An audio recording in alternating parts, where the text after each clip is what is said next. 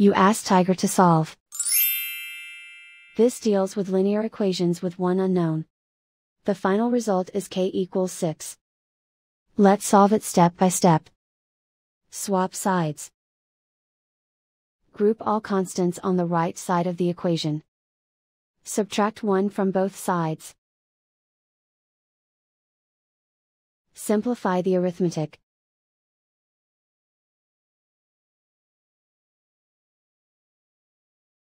Isolate the k. Multiply both sides by 6. Group like terms. Multiply the coefficients. Simplify the fraction. Remove the ones.